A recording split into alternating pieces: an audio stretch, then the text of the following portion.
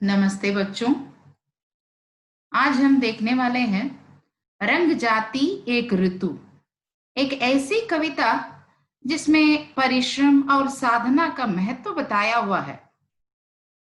भारत भूषण अग्रवाल से रचित यह कविता, इसमें हम पढ़ेंगे कि वसंत ऋतु को सुंदर बनाने के लिए पौधे जीवन का यानी आवरण फोड़कर बाहर निकलते हैं और सूर्य के ताप का सामना भी करते हैं। पहले मैं आपसे एक प्रश्न पूछना चाहती हूँ कि आपको कौन सा मौसम सबसे अच्छा लगता है और क्यों? हाँ, वसंत ऋतु ही है। इस ऋतु में चारों ओर खिलखिलाते फूल और शीतल सुगंधित हवा, यानी मेरे साथ साथ आप सबने भी इसका यानी अनुभव किया होगा। आइए हम पढ़ेंगे यानी कविता रंग जाति एक ऋतु।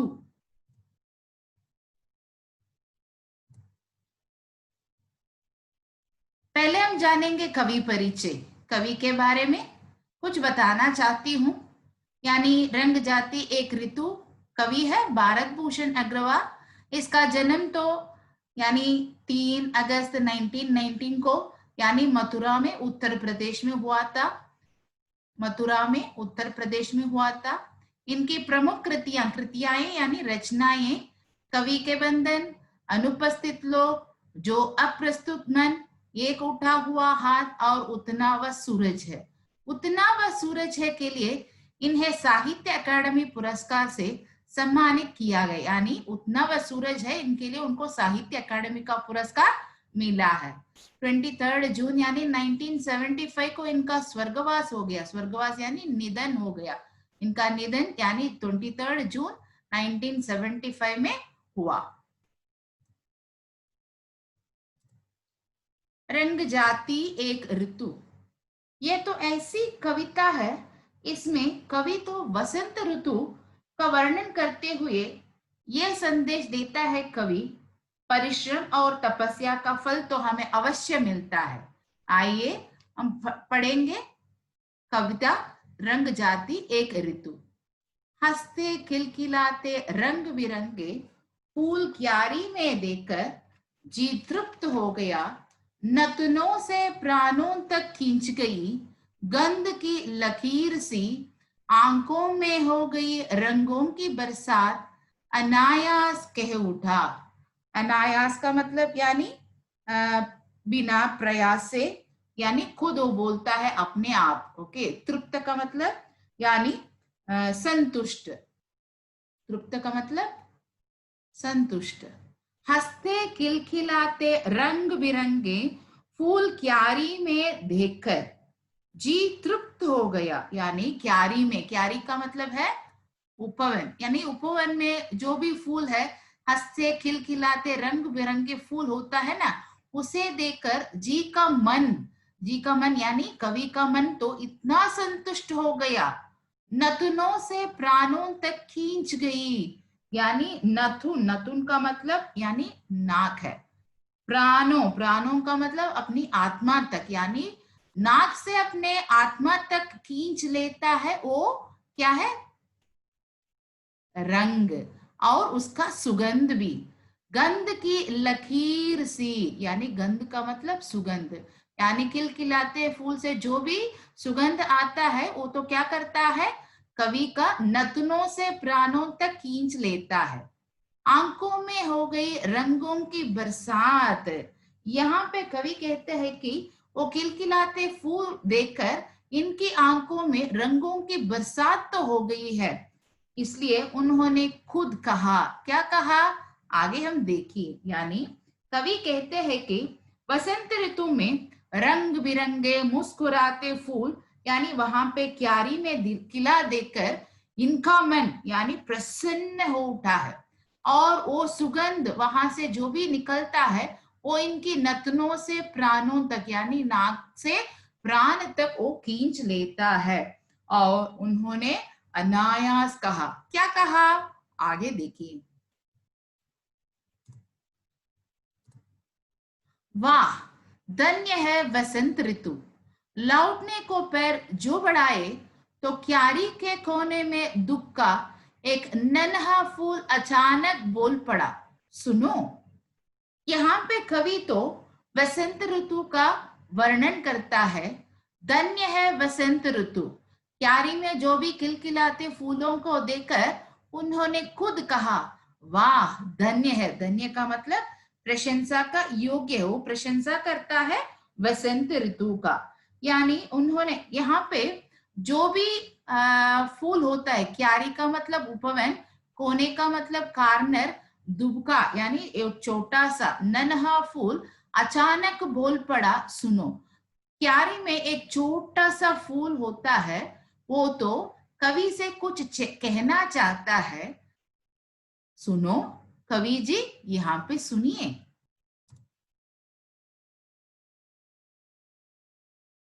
तो क्या कहता है वो फूल? हाँ, एक छोटा सा सत्य तुम्हें सौंपता हूं, धन्य है वसंत ऋतु। ठीक है, पर उसकी धन्यता उसकी कमाई नहीं, वह हमने रची है। आपने देखा होगा, यानी ऋतुओं का राजा तो वसंत ऋतु है। ये पंचमी से आरंभ होकर होली तक तो जाता है। यहाँ पे कवि क्यारी में उन फूलों को देखकर खुद कहता है, वसंत ऋतु तो धन्य है, परंतु वो छोटा सा फूल जो भी उपवन में होता है वो मानता ही नहीं। इसलिए कवि को रोककर कुछ कहना चाहती है। यहाँ पे वो कहता है कि एक छोटा सा सत्य तुम्हें सौंपता हूं, यानी इट जस्ट इंटरेस्टिंग समथिंग, यानी it just wanted to share the truth. Okay, what is the truth, will see. धन्य है वसंत ऋतु, यानी आपने वसंत ऋतु को धन्य कहा है, ठीक है, पर उसकी धन्यता यानी उसकी उसकी प्रशंसा उसकी कमाई नहीं। जो भी प्रशंसा उसका है वो तो उसकी कमाई भी नहीं है, वह हमने रची। हमने का मतलब यहाँ पे जो भी फूल क्यारी में है वो है, यानी वह हमने रची है। हमने हमने का मतलब जो भी फूल तो क्यारी में होता है उनके लिए वो कहता है हमने रची है। यहाँ पे एक फूल तो उसके जैसे अनेक साथियों वहां पे खड़े होकर इस धन्यता को रची है, हमने रची है। यानी वसंत ऋतु को इतनी यानी लुभावना यानी आकर्षक बनाता है वो किसके द्वारा, यानी ये फूलों के द्वारा ही पॉसिबल है, यानी संभव है।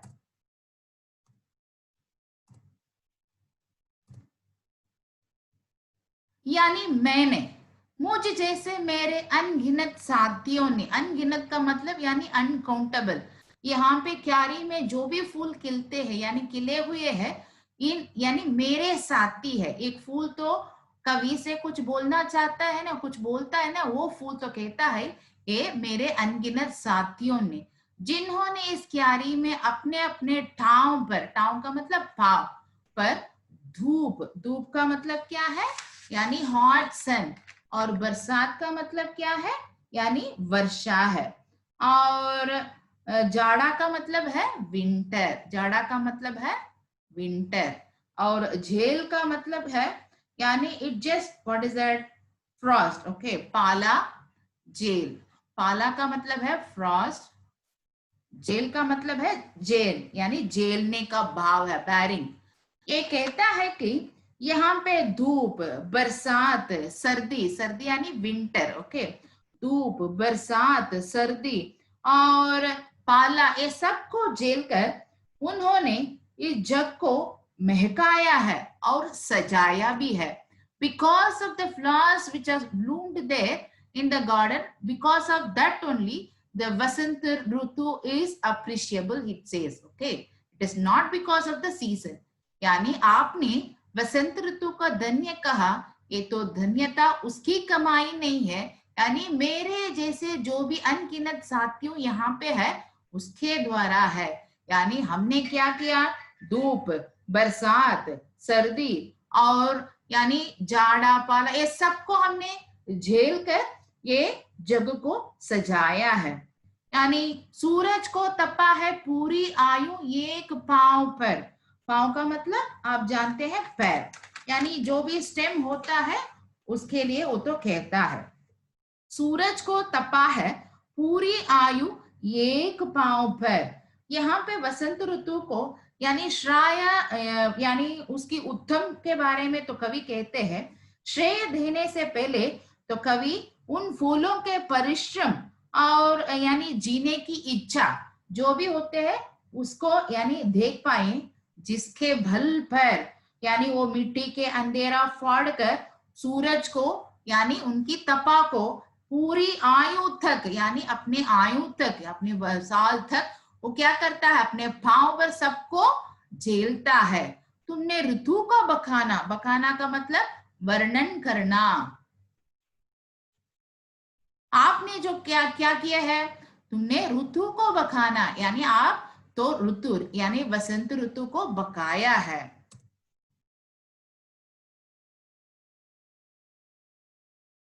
पर क्या कभी फल भर भी तुम उस लव को भी देख सके जिसके बल मैंने और इसने और उसने, इसने उसने ये सब यानी यहाँ पे जो भी फूल होता है उपवन में उसके लिए दिया हुआ है।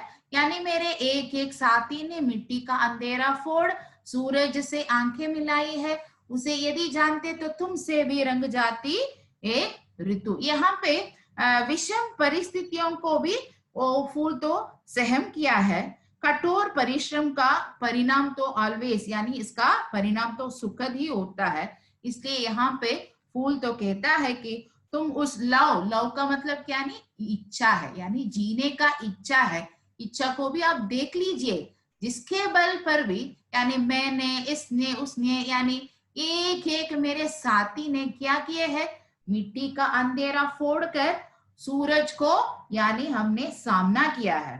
तो फूल कहता है यदि कवि इस रहस्य को यानी आप इस रहस्य को जाने तो आप भी यानी आपसे भी यानी अपने कार्यों की खुशबू से महका दे सकते हैं, यानी आप भी इस संसार में इस यानी रंग जाती एक, तुमसे भी रंग जाती एक ऋतु। इसलिए कवि ऐसा कहता है। यहाँ पे यानी कविता का उद्देश्य तो क्या है, वसंत ऋतु का वर्णन तो नहीं है, परंतु वसंत ऋतु की धन्यता के बारे में बताते समय यानी यहाँ पे जो भी फूल खिले हुए हैं उनकी कठोर परिश्रम और उसका परिणाम क्या है उनको यहाँ पे दिखाया है, दर्शाया भी है।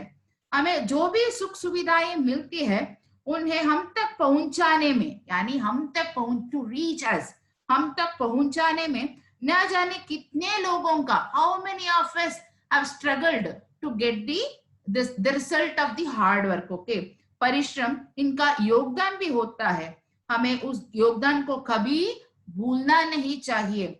whoever helped us whoever helped us to reach the height of us, okay, we should not forget those people. This is the message he gives.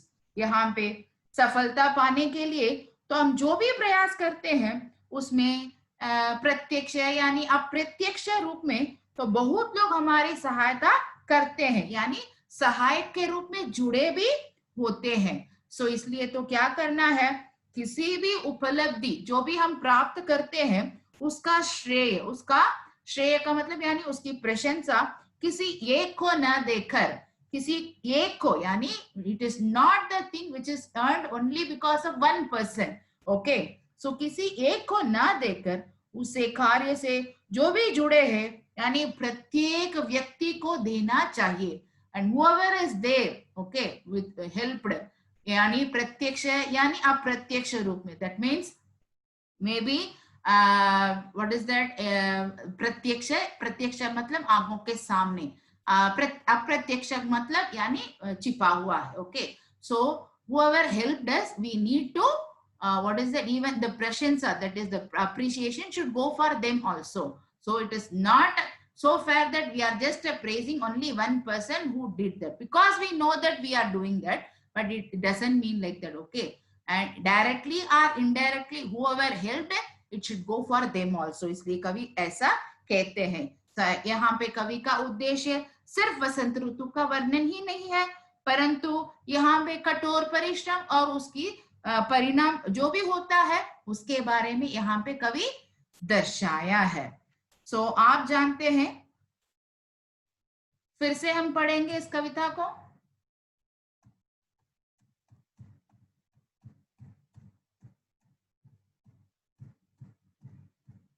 हंसते खिलखिलाते रंग बिरंगे फूल क्यारी में देखकर जी तृप्त हो गया। जी का मतलब मन। ओके, नथनों से प्राणों तक खींच गई गंध की लकीर सी, आंखों में हो गई रंगों की बरसात, अनायास कह उठा। यहाँ पे कवि वसंत ऋतु का वर्णन करता है। जो भी फूल यहाँ पे खिले हुए हैं उसका सुगंध इन नथनों और प्राणों तक, नथनों से प्राणों तक तो खींच लेता है, और आंखों में रंगों की बरसात भी हो गई है, इसलिए उन्होंने अनायास कहता है धन्य है वसंत ऋतु। और उन्होंने लौटने को यानी बाहर आने के लिए उन्होंने पैर बढ़ाया। जब वहां पे जो भी फूल, वहां पे नन्हा सा छोटा फूल क्यारी में कोने में दुबका हुआ है, वो बोल पड़ा है, सुनिए आपने वसंत यानी वसंत ऋतु को यानी धन्य कहा है, परंतु मैं आपसे एक छोटा सा सत्य बताना चाहती हूँ। धन्य है वसंत ऋतु तो ठीक है, परंतु उसकी धन्यता तो उसकी कमाई भी नहीं है, परंतु यहाँ पे जो भी फूल मेरे साथ खिले हुए हैं हर एक का होना चाहिए। और यहाँ पे अनगिनत साथियों है, अपने अपने पांव पर धूप बरसात जाड़ा सबको झेलकर, यहाँ पे सूरज की ताप को भी पूरी आयु तक वो तो झेल कर एक ही पांव पर खड़े रहकर सबका यानी परिश्रम कर कर यहाँ पे यानी यानी आपने वसंत ऋतु को यहाँ पे वर्णन करते हैं, परंतु ये उसकी कमाई नहीं है। पर क्या कभी पल भर भी यानी क्षण भर भी आप यानी जीने का तीव्र इच्छा जिनके साथ होता है, जिसके बल पर यानी मैं यहाँ पे मेरे साथियों है यानी मेरे एक एक साथी ने मिट्टी का अंधेरा फोड़कर सूरज को यहाँ पे उनकी ताप को आंखें मिलाई, यानी सामना करके हमने यहाँ पे खड़े हैं। यानी यदि आप इस रहस्य को जानते हैं तो आपसे भी रंग जाती एक ऋतु। आप इस कविता का मुख्य उद्देश्य जानिए, यहाँ पे सिर्फ वसंत ऋतु का वर्णन ही नहीं है, परंतु कठोर परिश्रम और उसका परिणाम की सफलता किसको जाना है, ऐसा बताया गया है इस कविता में। धन्यवाद बच्चों।